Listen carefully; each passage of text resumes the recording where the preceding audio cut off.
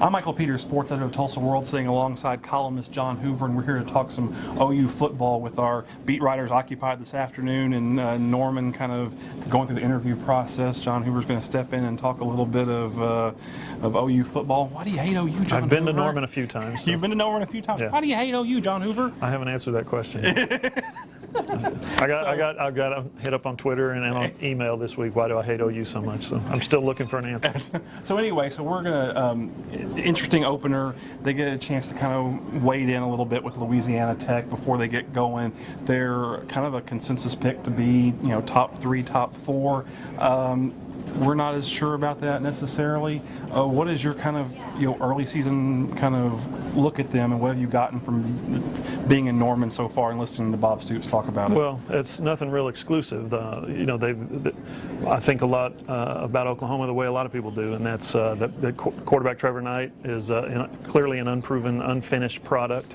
5 starts last season as a redshirt freshman, only able to finish 3 of those games. They've got question marks literally at tight end, at wide receiver, personnel gaps that guys have not played at running back. Now they're set on the offensive line. They're as good on the offensive line probably as anybody in the country, with the exception of Florida State.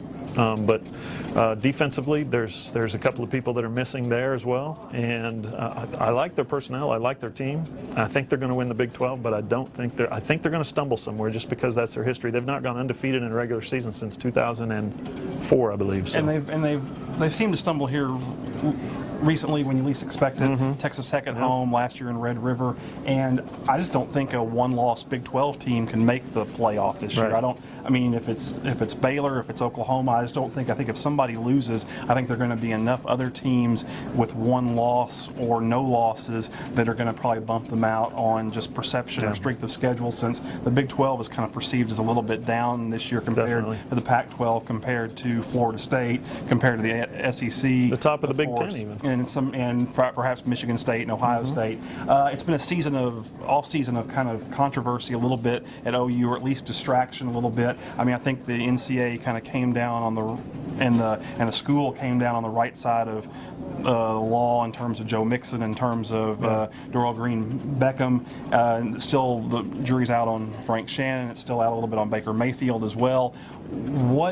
How has that impacted the build-up to this year, or has it, in your opinion? I think, you mean from the team standpoint? From a team standpoint. Yeah, I asked Bob Stoops that yesterday, and I asked Trevor Knight, how does not knowing if you're going to have a 6'6" wide receiver to throw lob passes to, how does that affect your preparation? Not knowing if Baker Mayfield's going to be your backup quarterback, or if it's going to be a redshirt freshman who hasn't played yet, or a true freshman who hasn't played yet, or Blake Bell, who's at tight end and has to come back and get a couple of snaps because of certain circumstances. I think that they're going to have to. They're going to have some work to do. I stumbled a little bit there. Sorry about that. But they're going to have some work to do. And the fact that the guys that they have, they're starting to iron it out a little bit.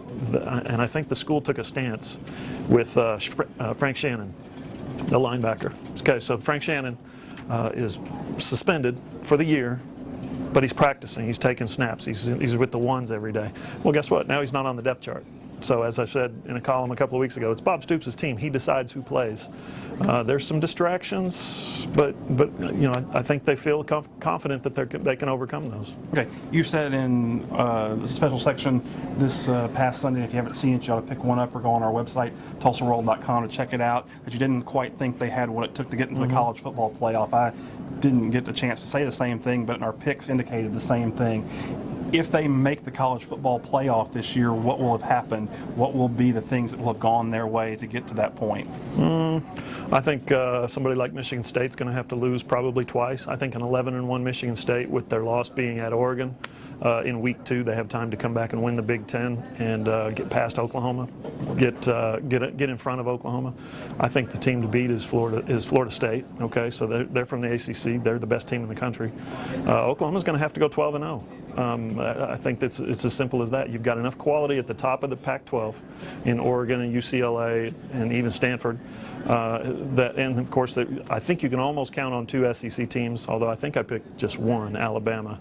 But there's, if there's an 11-1 or a 10-2 even SEC team, there's going to be an argument for them over 11-1 Oklahoma. And the thing about Oklahoma, they stumble somewhere. as you said, where you don't expect them. So. Well, that's all we have time for this week. Please join us again next week and every week throughout the season for more on OU football.